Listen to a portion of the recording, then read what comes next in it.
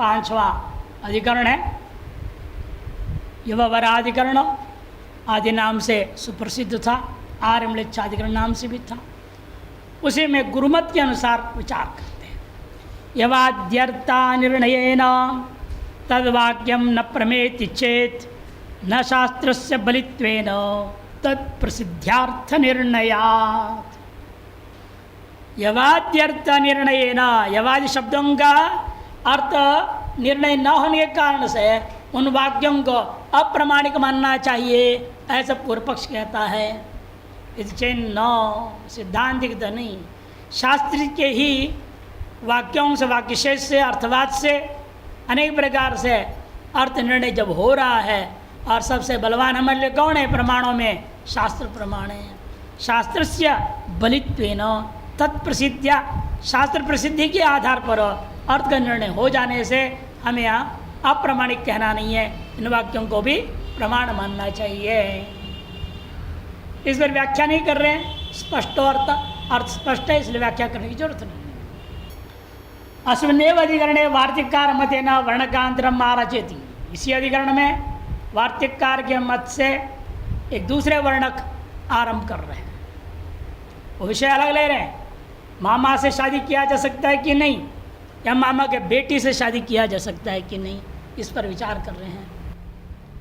दक्षिण भारत में पहले ज़माने में हुआ करता था, 10-10 बच्चे होते थे एक माता का। सबसे पहले मान लो लड़की हुई, और उसके इसलिए क्या होगा, जब 10वां पैदा हुआ बेटा, माने एक एक बच्चे एक दूसरे बच्चे 1.5 साल फर्क मान के भी चले, तो कितने साल बाद छोटा हो जाएगा वो? बड़ी वाली से 15 साल छोटा। ठीक, अब वो 3 साल बाद उसकी शादी हो गई, तब ये बच्चा 3 साल का था जब सबसे बड़ी दीदी का शादी हो गई, और उसके बच्चे हुए। मान लो उसकी बेटी हुई, दीदी का बेटी, इसे कितने छोटी होगी? 4 साल 5 साल छोटी होगी। विवाह कर देते थे, मामा भांजी के साथ विवाह होता था। और मामा के बेटे के साथ तो आज भी बहुत चलता है, मामा के बेटे से शादी कर कुंडली देखने की जरूरत नहीं, ऐसा प्रचार है। ग्रह मिले न मिले सब चलेगा, कर दो शादी। क्या ये उचित है? प्रामाणिक है या अप्रामाणिक है? इस पर विचार कर देखिए। यो मातुल विवादो शिष्टाचार समानवा इतराचार वन्मात्वम अमात्वम स्मार्त बाधना स्मृति मूलो ही सर्वत्र शिष्टाचार स्तोत्र च अनुमेया स्मृति स्मृत्या बाध्या प्रत्यक्षया तो वा। मातुल विवाह, मामा के बेटी के साथ विवाह आदि, या मामा के साथ से विवाह आदि शिष्टाचार का विषय है। अच्छे वैदिक जो कुलों में ये होता है, दक्षिण भारत में सनातनी वैदिक कुलों में हो रहा है, इसीलिए शिष्टाचार के विषय होने से उसको प्रमाण मानना चाहिए। पूर्व पक्ष कहेगा सप्रमा न वा, अथवा नहीं मानना चाहिए। पूर्व पक्ष कहता है इतर आचारवत, जैसे हमने होली का आचार, अष्टका श्राद्ध आदि को प्रमाण माना, वैसे ही भी शिष्टाचार के विषय होने से इसको भी प्रमाण मानना चाहिए। इतर आचारवद मात्वम यानी प्रमाणत्वम, सिद्धांत है अमात्वम स्मार्थ बांधनात्, यह प्रमाण नहीं हो सकता, प्रामाणिक नहीं है। क्यों? दूसरे स्मृति उसको निषेध कर रहा है। आप शिष्टाचार के आधार पर एक स्मृति की कल्पना करेंगे, फिर उसके मूल एक श्रुति भी कल्पना करेंगे। इससे पहले क्या होगा, शिष्टाचार के जो स्मृति की कल्पना करोगे वह कल्पित स्मृति को श्रुति जो स्मृति है उसके साथ बाधित हो जाएगा, और श्रुति कल्पना ही नहीं होगी। इस प्रकार से जो शिष्टाचार व्यवहार है वो अप्रामाणिक सिद्ध हो जाता है। वे समझा रहे स्मृति मूलो ही सर्वत्र शिष्टाचार, शिष्टाचार हमेशा उसको प्रामाणिक सिद्ध करने के लिए आपको स्मृति की कल्पना करनी पड़ेगी। यह जितनी स्मृतियाँ उनमें से किसको लेना पड़ेगा। स्मृति में कौन सा है, रामायण या भगवत स्मृति? अरे रामायण महाभारत ये सब स्मृति नहीं है, इतिहास है, इतिहास ग्रंथ है। स्मृति में से मनुस्मृति, आपस्तम स्मृति इत्यादि स्मृतियाँ जो लिखे गए हैं, स्मृति ग्रंथ बहुत सारे स्मृतियाँ हैं। विष्णु स्मृति, दक्ष स्मृति, यामल स्मृति, देवल स्मृति, अनेक स्मृतियाँ हैं। उन स्मृति ग्रंथों को लेना है। विशिष्ट ऋषियों ने सृष्टि के आदि काल में, चतुर्युग के आदि काल में बताए हुए हैं, उनको लिया जाता है। उसके उत्तरवर्ती ऋषियों ने भी और उस पर निर्णय करने के लिए ग्रंथों को लिखा, उनको भी, सूत्र ग्रंथों को भी हम लोग स्मृति मानते हैं। कल्प सूत्र है, गृह सूत्र है, गुल्म सूत्र है, धर्म सूत्र है, इन ग्रंथों को भी स्मृति कहा जाता है।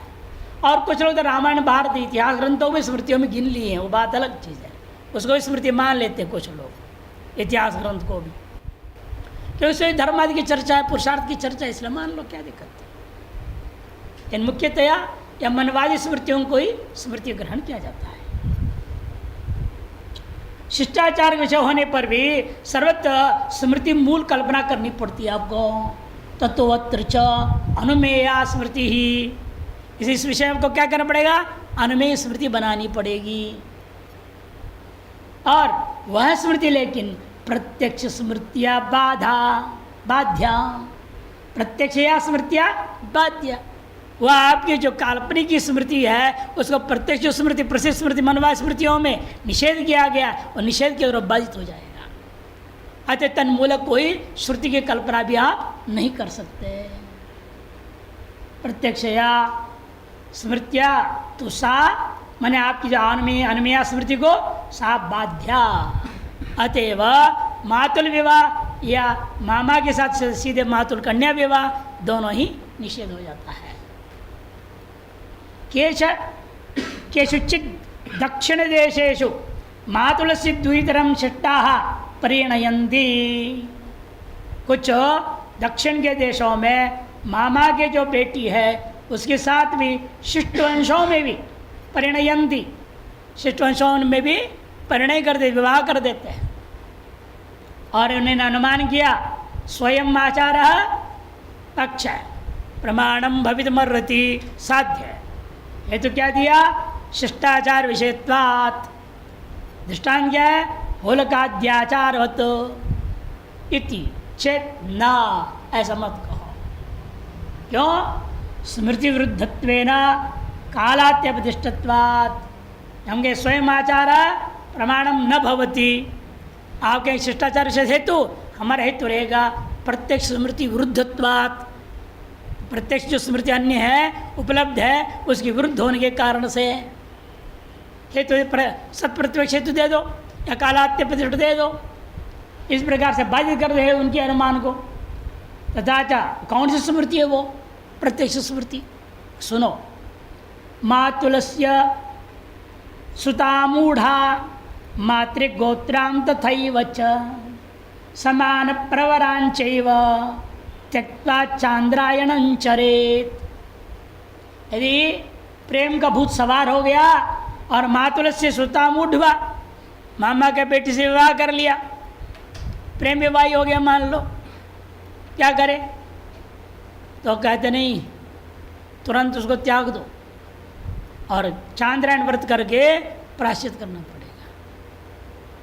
और माँ के जो गोत्र था, अर्थात मामा से भी शादी निषेध हो गया।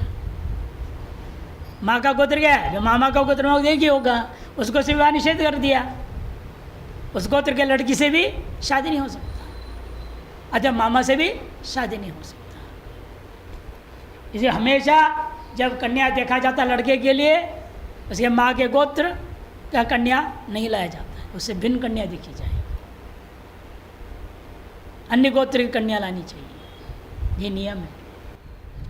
ये बता रहे मातुलस्य सुतामूढ़ा मातृगोत्रां तथैव च, माँ के गोत्र के कन्या के साथ भी विवाह कर लेता है, भले मामा का लड़की नहीं है, इन माँ का गोत्र वाले कोई दूसरा ब्राह्मण है, उसकी बेटी से शादी भी कर रहा हो तो भी गलत है। समान प्रवराम चैव, और समान प्रवर वाले से भी शादी नहीं कर सकते। जब पिता का प्रवर है वही प्रवर वाला दूसरा कोई व्यक्ति हो, उसके बेटियों के साथ विवाह नहीं हो सकता। समान प्रवराम चैव त्यक्त्वा चांद्रायणं चरेत, इसको त्याग करके तुरंत यदि कर भी लिया, भूल चूक से हुआ, नहीं करना चाहिए, कर भी लिया हो तो उसको त्याग दो, छोड़ दो उसको, छोड़ करके चांद्रायण व्रत करके प्रायश्चित करनी चाहिए, ऐसे स्मृतिकार ने कहा है। न च स्मृत्याचार्य और मूल वेदानुमापकत्व साम्यम, साम्या श्रुति हो, आचार हो या स्मृति हो, स्मृति को भी क्या है, मूल श्रुति कल्पना करनी पड़ेगी। आचार के लिए क्या होता है, पहले हम बोले स्मृति कल्पना करो, फिर स्मृति से श्रुति कल्पना, दो कल्पना होती है। स्मृति के लिए क्या है, एक ही कल्पना, श्रुति कल्पना। लेकिन पूर्व से कहना है कल्पना तो कल्पना है, एक करो चाहे दो करो चाहे 100 करो, उसे क्या फर्क पड़ना है। चरायण एक व्रत है, जैसे कई बार बता चुके हैं, याद नहीं रखते हो आप लोग, क्या बताया,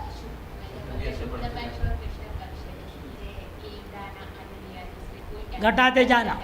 इसका नियम है कि आप मान लो पहला दिन 1 रोटी खाओगे, लेकिन समस्या है पूर्णिमा के दिन 15 रोटी खानी पड़ेगी।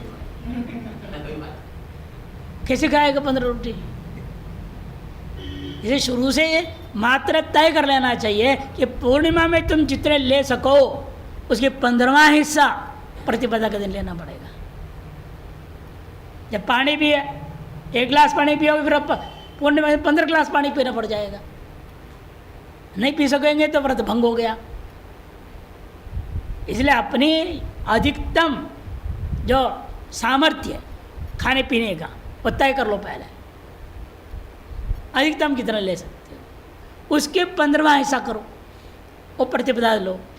द्वितीया को उसका 2 गुना, 3 गुना, 4 गुना करते करते पूर्णिमा को पूर्ण हिसाब लेना। केवल जल से भी कर सकते हैं, हाँ निश्चित करो उसके भी। भैया आप मान लो एक दिन में 8 गिलास पी रहे हैं कि नहीं, 8 थोड़े 16, मैंने प्रति दिन केवल आधा गिलास पीना पड़ेगा। दिन भर में 24 घंटे में आधा गिलास पी के रहना। द्वितीया को 1 गिलास, तृतीया को 1.5 गिलास, चतुर्थी को 2 गिलास, ऐसे बढ़ाते जी आधे गिलास। फिर कृष्ण पक्ष में घटाते घटाते अमावस्या को 0। इसका नाम चांद्रायण, चंद्र के अयन गति के अनुसार व्रत चांद्रायण उसको होते हैं। चंद्र का जो अयन में आएगा तो गति मैंने जैसे बढ़ता है वैसे मात्रा खाने पीने का बढ़ाना है, जैसे घटता है वैसे घटाना है। और उसमें भी कृच्छ चांद्रायण होता है और कठिन।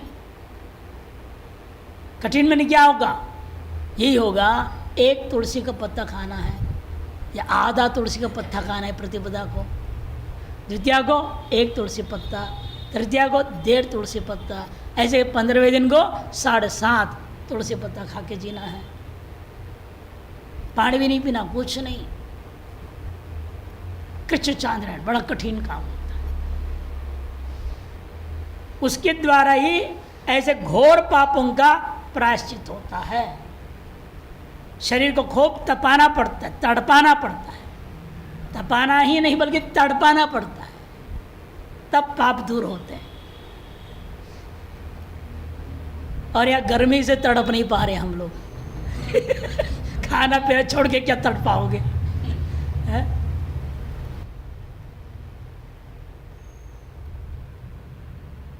है देखिए समाज इसलिए कहा, पूर्व पक्ष ने शंका किया भाई कल्पना तो बराबर है ना, न च स्मृत्याचर मूल वेद अनुपापकत्व साम्यात् समबलत्वम इतना वाच्यम होलाकादि सदाचार से मनवादि स्मृतिवद वेदानुमापकत्व अयोगा।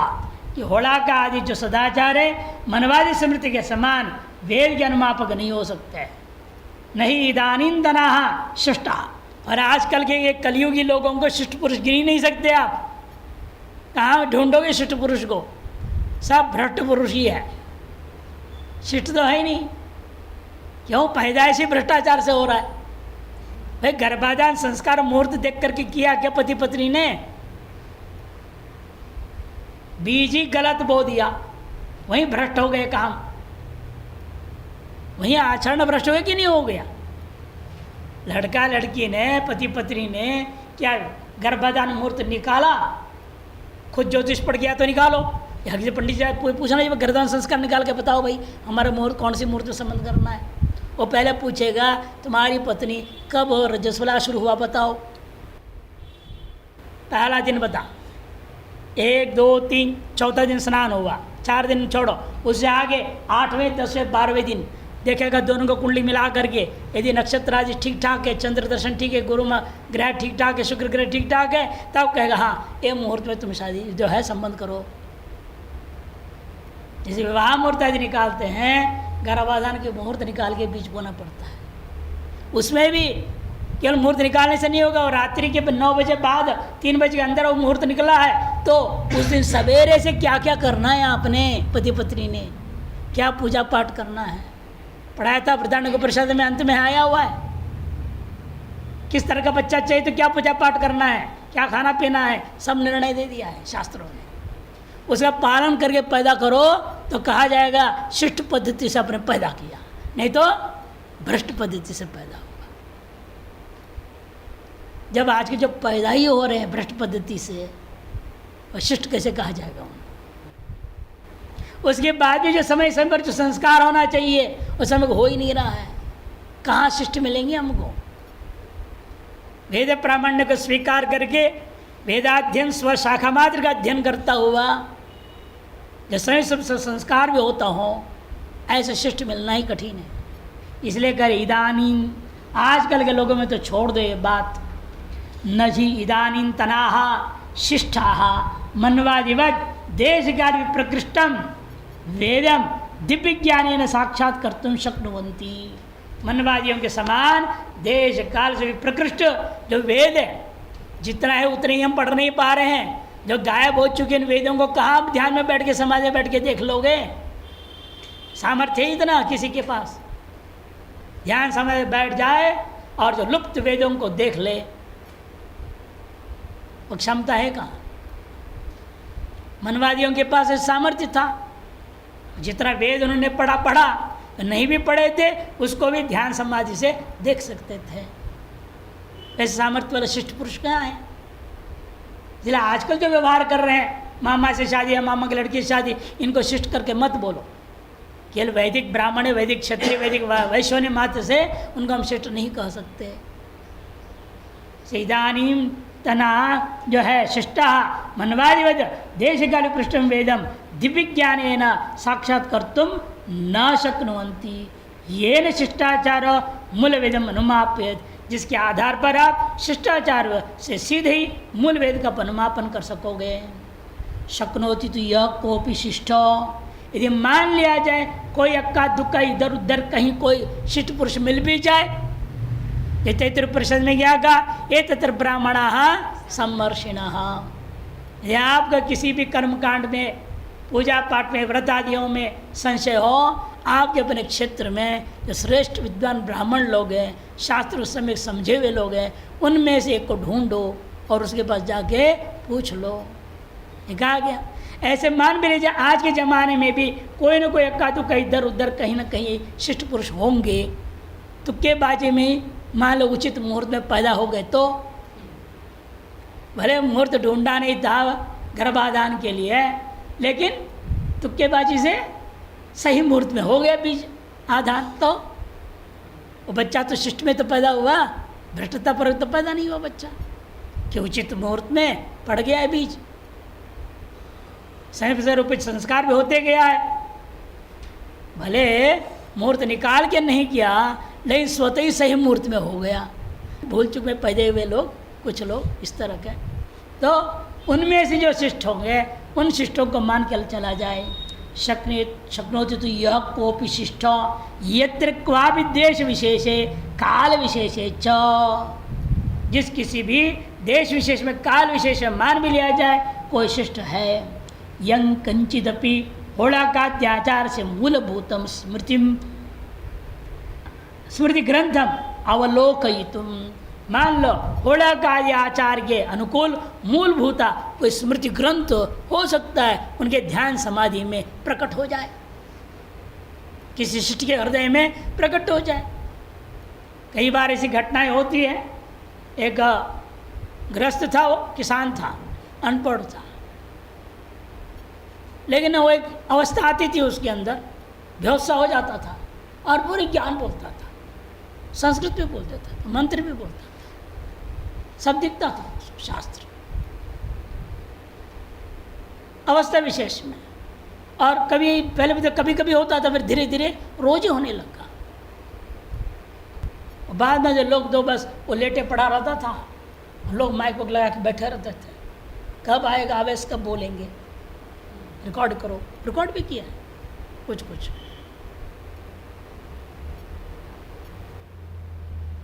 एक का नाम कृष्णानंद, एक का नाम महानंद, दो थे, एक दूसरे को छेड़ते थे। अरे पूछेगा वो बोलेगा, वो पूछेगा ये बोलेगा, आपस लोगों ने नाम रख दिया कृष्णानंद में, उनका नाम अलग था, वो किसान थे। इस तरह से घटनाएं कई देखने को मिलते हैं। भले अनपढ़ रहते हैं लेकिन उनके अंदर सामर्थ्य है, जन्मांतरी कोई साधना है तो संस्कार वशात वो ध्यान में चले जाते हैं और उनको दिखाई देने लगता है, उन्हें विशिष्ट माना जाएगा। उन्होंने स्मृति बता दिया, उनके कथित स्मृति को हमें स्वीकार करना चाहिए। क्या वो एक विशिष्ट दैवी शक्ति से बोला हुआ चीज़ है, आम मानव मनुष्य के अपनी मानवीय शक्ति से कहा हुआ नहीं। ये कह रहे हैं स्मृति ग्रंथम अवलोकयितुम शक्नुवन्ति, अन्वय हो जाएगा। तस्मात् शिष्टाचारेण स्मृतिरेव अनुमातुम शक्यते, शिष्टाचार से पहले स्मृति का ही अनुमान करना पड़ेगा। इसलिए मातुल विवाह, मातुल कन्या विवाह आदि है, वो जो विवाह में भी आप मान मिले कोई कह दे शिष्ट पुरुष हमने अमुक स्मृति को देख रहा हूँ, वहाँ लिखा हुआ है। जैसे आजकल है स्त्रियों के जन्म पहना सकते हैं, ऐसे कोई दक्ष स्मृति थी उसमें कहा, नहीं यामल स्मृति थी उसमें कहा गया है, वास्तव में है भी, लेकिन वो स्मृति आज के लिए लागू होगा क्या? स्मृतियों की भी अवधि निश्चित है। इसे बाहर अनेक स्मृति नहीं तो जरूरत क्या थी, एक मनुस्मृति तो खत्म कहानी। अलग अलग समय अलग अलग स्मृतियाँ लिखी गई, वो कालांतर में वो जैसे हम आपके जो देख रहे हैं आप, संविधान बनाया आपने देश का, उस संशोधन कितने कर दिए, हजारों संशोधन हो गया। अब इतनी खिचड़ी हो गई है, अब किस समझ में नहीं आता क्या है, ऐसी स्थिति हो गई। अन्य ने रूलिंग करते, रूलिंग बोलते, सुप्रीम कोर्ट नई बात करते, बैठे बैठे खोड़ी खोजली है उनकी खोपड़ी में, कुछ बोलना है, नया कुछ बोलना है हमने, अहंकार है उनकी। अब क्या कर, इसलिए कहते संविधान बहुत खराब हो गया, बहुत खिचड़ी हो गया, हम नया संविधान बनाओ, नई स्मृति बन रही देश के लिए, शासन के लिए। ये कालांतर में होते रहते स्थिति। यहाँ तो 75 साल में ये हो गया है, बुरा हालत। पहले स्मृतियाँ तो हजारों साल चलते थे, तब गए जो नए जो सृष्टि हो रही है, नए जो पीढ़ी आया हुआ है, ये पीढ़ी के लिए वो अनुकूल नहीं है, तो उस समय के जो श्रेष्ठ ऋषि कोई था वो नया स्मृति बना देता था। इसलिए सब स्मृतियाँ गई। कलयुग के आदि में जो हमारे लिए लिखा है मनु, वो मनुस्मृति हमारे लिए माननीय से है। उसमें भी इतने साल बीत गया है, वर्तमान पीढ़ी के लिए बहुत सारी चीज़ें अनुकूल नहीं है, तो निकाल दो, हिस्सा निकाल दो, उसको छोड़ के बाकी को स्वीकार करो। इन धर्म के लिए वही प्रमाण रहेगा, इसमें कोई संशय नहीं है। न तो श्रुति कल्प्यते अनुमिता च स्मृति विरुद्धया प्रत्यक्ष स्मृतियाँ बाध्यते। जब तक आप ये मातृ विवाह को लेकर के ये अनुमित एक स्मृति बना लोगे, तब तक उस स्मृति के विरुद्ध में जो प्रत्येक स्मृति क्या कर दिया, बाध्य रहा है। प्रत्येक स्मृति कौन है, जो अभी बताया, मातुलस्य जो है सुताद्वा, ये जो कहा गया, मातुलस्य सुताम ऊर्ध्वा मातृगोत्रान तथैव च, ये जो स्मृति के द्वारा आपके आनुमानिक स्मृति को बाध दिया जाए, ये प्रत्येक स्मृति उपलब्ध है। तो अतएव आहो, इसलिए कहा भी है, आचारात् स्मृति जात्वा स्मृतेश्च श्रुति कल्पनम तेन द्व्यंतरितम तेषाम प्रामाण्यम विप्रकृष्यते। आचारात् तो पहले आपको स्मृति जानना पड़ेगा, फिर स्मृति के आधार पर श्रुति कल्पना की दो कल्पना होगी, और तेना द्व्यंतरिम दो व्यवधान हो गया, द्व्यंतरित मैंने दो व्यवधान हो गया। और जब प्रत्यक्ष स्मृति है मेरे पास, उसके लिए क्या है, एक ही कल्पना है, श्रुति कल्पना करना पड़ेगा मुझे। इसलिए वहाँ आचार के आदर श्रुति में दो कल्पना होती है, स्मृति से साक्षात श्रुति कल्पना में एक कल्पना है। दो व्यवधान की अपेक्षा से एक व्यवधान लाघव है, विप्रकृष्यते। तस्मात् अप्रामाण्यम ईदृशस्य आचारस्य अभिप्रेयम, इस प्रकार के आचार विचारों को अप्रामाणिक ऐसे स्वीकार करना चाहिए।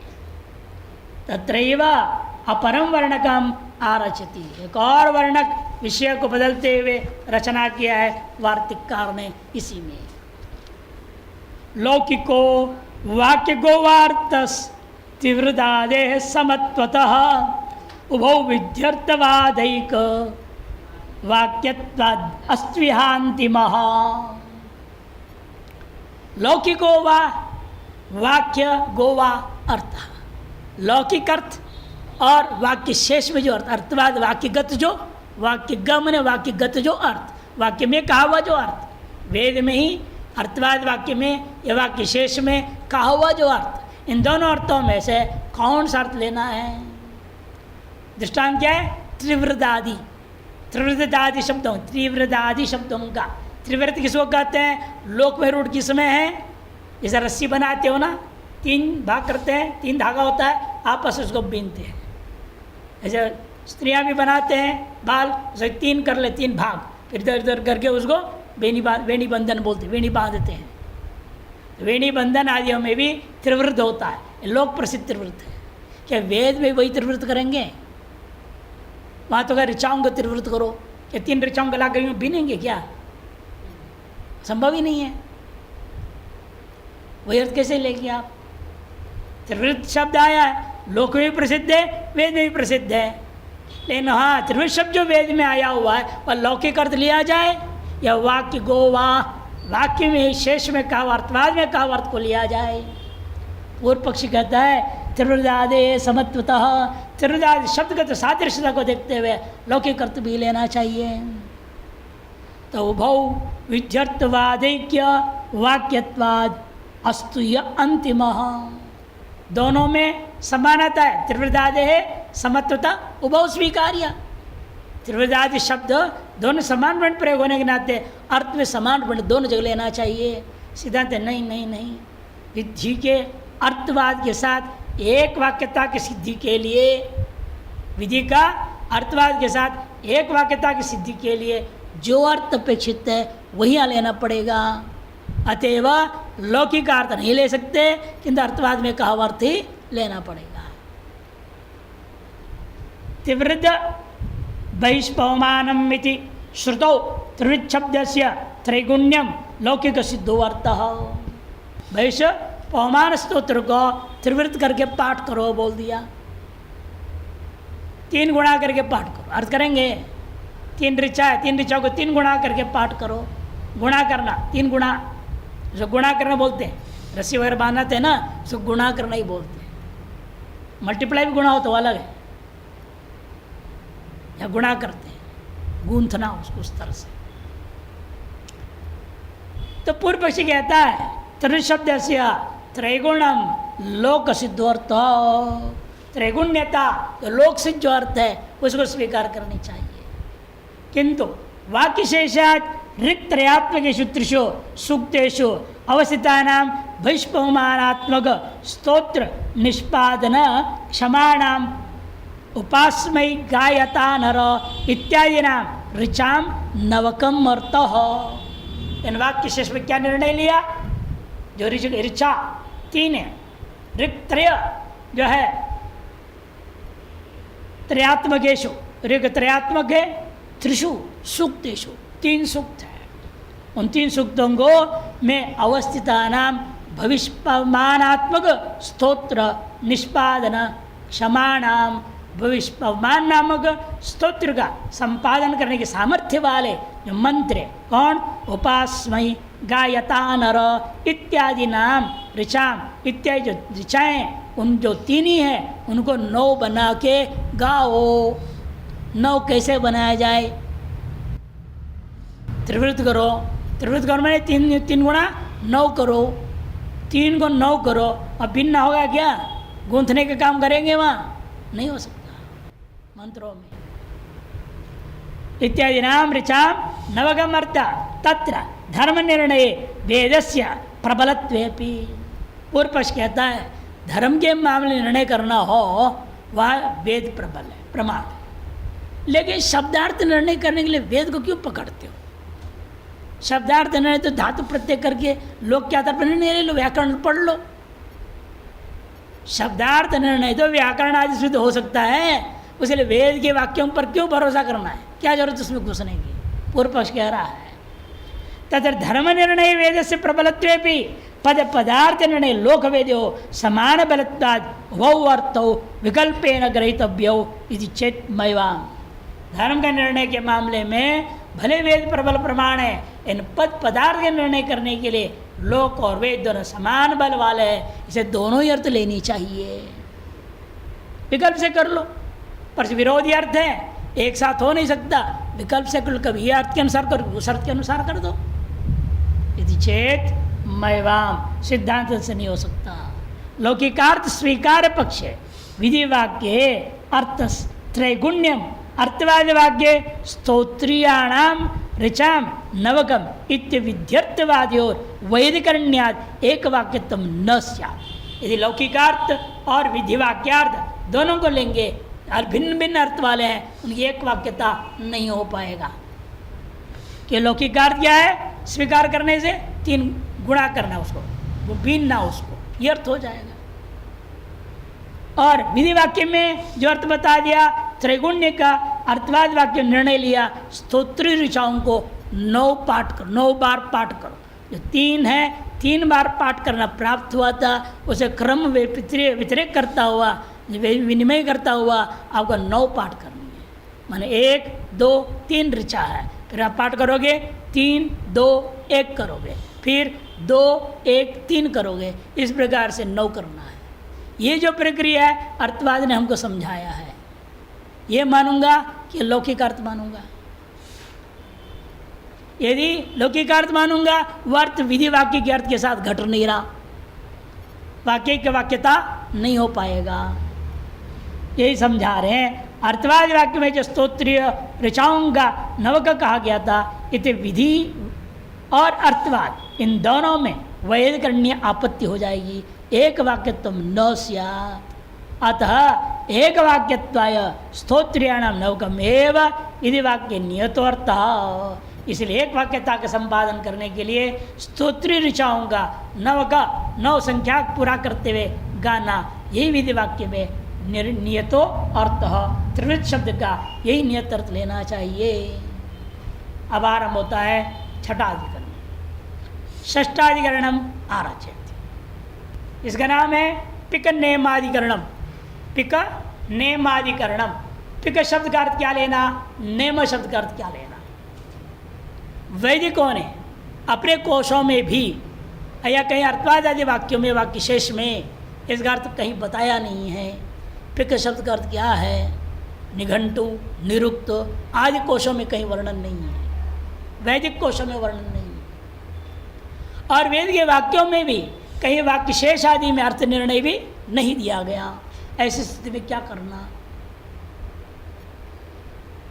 आपने कहा म्लेच्छों का अर्थ लेना नहीं, पहले बोल चुके हो आर्म्लेच्छ पूर्वाधिकरण में, आर्म्लेच्छाधिकरण में। अब तो मजबूरी आपका म्लेच्छों के अर्थ यहाँ स्वीकार करना पड़ेगा। कहते कोई बात नहीं, ऐसी परिस्थिति में वो अर्थ भी लेने में हमें कोई आपत्ति नहीं। सिद्धांति कहेगा कल्प्य पिकादि शब्दार्थो ग्राह्यो वा म्लेच्छरूढ़ितः कल्प्य ह्यर्थ आर्येषु असिद्धत्वात् अनार्याणाम् अनादरणात् ग्राह्या म्लेच्छ प्रसिद्धिस्तो विरोधादर्शने सति पिकने मादि शब्दानां कोकिलाद्यर्थता ततः कल्प्य पिका शब्दार्थो ग्राह्यो वा म्लेच्छ रूढ़ितः। पिका शब्दों का अर्थ क्या हम अपने आप कोई कल्पना कर लें, कोई धातु मान लें, कोई प्रत्यय लिया है कुछ करके पिक शब्द का अर्थ अमुक है, निर्णय लें, या म्लेच्छ में के द्वारा रूढ़ित जो प्रयोग किया गया है, अनार्य लोग, अवैदिक लोग, शूद्र आदियों में जो प्रयोग हुआ है उसको मान लिया जाए। क्या करना है? पूर्व पक्षी के जो कहता है कल्प ही आर्येषु असिद्धत्वात्, आर्यों में कोई प्रसिद्धि नहीं है। कल्प्य ह्यार्येषु असिद्धत्वात् अनार्याणाम अनादरात्, हमें कल्पना करनी पड़ेगी। क्यों? आर्यों में, अपना निरुक्त निघंटु आदियों में इसके अर्थ प्रसिद्ध नहीं है। और आपने पूर्वादि का निर्णय दे दिया अनार्याणाम अनादरणात्, अनार्य मैंने म्लेच्छों का आपने कोई बात सुनना नहीं, कोई बात स्वीकार नहीं करना, अनादर कर दिया आपने। अब क्या करें? कोई रास्ता ही नहीं इन शब्दार्थ निर्णय करने के लिए। ग्राह्या म्लेच्छ प्रसिद्धिस्तु, सिद्धांत जवाब देता है नहीं, ऐसे परिस्थितियों में म्लेच्छों में जो प्रसिद्ध है वो अर्थ ग्रहण करना चाहिए। म्लेच्छ से नहीं, विदेशी अंग्रेज नहीं, वो कहाँ संस्कृत पढ़ा लिखा है, वो क्या जाने। म्लेच्छ का मतलब जो है अनार्य लोग, अवैदिक लोग, असनातनी लोग, उनको म्लेच्छ कहा जाता है। ग्राह्या म्लेच्छ प्रसिद्धिस्थो, म्लेच्छ प्रसिद्धि को ही ग्रहण करना चाहिए। क्यों? विरोध आदर्शने सती, कि कहीं श्रुति स्मृतियों में इसका विरोध नहीं है। स्मृतियाँ हो या श्रुति हो, कहीं ना कहीं इस अर्थ के साथ विरोध हो तो हम उसको नहीं लेंगे। उनकी प्रसिद्ध अर्थ में जैसे आपने देखा था, प्रियंग को नहीं लिया आपने, दीर्घ सुख यव को लिया जो शब्द का अर्थ, उसी प्रकार से पिकनिमय शब्दानाम कोकिलाद्यर्थता ततः, इसलिए म्लेच्छ प्रसिद्धि के आधार पर पिक शब्द का अर्थ कोयल पक्षी, नेम शब्द का अर्थ आधार्थ में ले लेंगे। नेम शब्द का अर्थ अर्ध, नेम इत्यर्धे है ना, सर्वनाम संगण में भी व्याकरण ने गिना दिया, नेम इत्यर्धे सर्वनाम संज्ञा प्रयोग हुआ है। महाभारत में कूट श्लोक में प्रयोग किया था। भीष्म पितामह बोल रहे हैं न इमे पच्छेद किया जाए या नेम आधार्थ वालों को लिया जाए। उस श्लोक में ये जो बाण लगे हैं भीष्म को, भीष्म कर ये जो बाण है, न इमे शिखंडिनो, इसमें एक भी बाण शिखंडी का नहीं। शिखंडी बाण भेज रहा है ना वहाँ से साथ में खड़े होकर के अर्जुन के साथ, इन बाण इधर उधर जा रहा है, उनको छू नहीं रहा है। इसे श्लोक में कहा उन्होंने न इमे नेमे शिखंडिनः, ये कुट श्लोक प्रयोग किया था। अब गणेश जी खुजला रहे हैं नेमे का क्या अर्थ लो, आधा शिखंडी का आधा अर्जुन का लो, ये एक भी शिखंडी का नहीं सब अर्जुन का लो। न इमे पच्छेद करो या नेम आधार्थ वाला ले लो। आधार्थ वाला क्या हो जाएगा फिर? नेमे मैंने आधा शिखंडी का आधा अर्जुन का, ये अर्थ हो जाएगा। इस तरह से जगह जगह कूट श्लोक प्रयोग किए हैं व्यास जी ने और निर्णय दिया यहाँ पर जो न इमे ही अर्थ लेना चाहिए, अर्ध अर्थ नहीं लेना चाहिए। नीलकंठी टीका है महाभारत पर विचार करके निर्णय दिया। इसे नेम शब्द का अर्थ म्लेच्छ प्रसिद्धि क्या है? आधार में होता है, वो स्वीकार कर लिया जाएगा। आर्य पिकाय शब्द न क्वाप्यर्थे प्रयुंजते, आर्य लोग मैं वैदिक सनातन धर्मी लोग पिकादि शब्दों को किसी भी अर्थ विशेष में प्रयोग नहीं करते हैं। म्लेच्छाश्च न प्रमाणभूता, और म्लेच्छ लोग हैं आपके दृष्टिकोण से प्रामाणिक लोग है ही नहीं, बकबक करने वाले लोग, फालतू बोलने वाले लोग हैं, उनके बातों में कोई प्रमाण नहीं है। तस्मात् निगम निरुक्त व्याकरण ही पिक नियमादि शब्दानाम अर्थ कल्पनीय, निगम निरुक्त व्याकरण आदि के द्वारा पिक नियमादि शब्दों की कल्पना करनी पड़ जाएगी। चेत मैवम, कल्पना की अपेक्षा से कहीं ना कहीं रूढ़ तो मिल रहा है ना, म्लेच्छ में रूढ़ सही मिल तो रहा है अर्थ, रूढ़ार्थ, तो उसी को ले लेना चाहिए। जब यदि वह लेने उस अर्थ को लेने के बाद पूरे प्रकरण के साथ कहीं विरोध ना हो, प्रसंग विरोध ना हो, अर्थ का बाद ना हो वाक्यार्थ का, तो उसको स्वीकार करने में कोई दोष नहीं है। से आर्य प्रसिद्धि विरोध से अदृष्टत्व आगे ना, आर्य प्रसिद्धि के साथ उस वाक्यार्थ में विरोध नहीं आना चाहिए। हाँ, अदृष्टत्वेन ईदृशे विषये म्लेच्छ प्रसिद्धिरपि आदरणीयत्वात् म्लेच्छ प्रसिद्धि को भी हमें स्वीकार करना चाहिए। कल्प्यमाना अव्यवस्थितादर्थात् वरम म्लेच्छ रूढ़ि ही, कल्प्यमान अव्यवस्थित अर्थ जिसको कोई प्रमाण नहीं है ना, इसलिए अव्यवस्थित है, ऐसे अर्थों को मानने की अपेक्षा से रूढ़ जो अन्य में प्रसिद्ध है उसको स्वीकार करना उचित है। यत्र ईदृश्या अपि रूढ़े अभाव, जहाँ पर म्लेच्छों में भी किसी पद के अर्थ रूढ़ित प्रसिद्धि नहीं है, वहाँ पर अब कल्पना कर लीजिए, कौन मना कर रहा है? आप कल्पना करें, आपत्ति नहीं है। यदि ईदृश्या भी रूढ़े अभाव तत्र निरुक्तादि चरितार्था भवन्ति, वह निरुक्तादि के आधार पर, निघंटु के आधार पर, व्याकरण के आधार पर आप जो भी कल्पना करेंगे उचित माना जाएगा। तस्मात् अनार्य प्रसिद्ध्यापिका कोकिला, अनार्य प्रसिद्ध क्या है? पिक शब्द का अर्थ कोकिला, कोयल, और नेम शब्द अर्धवाची,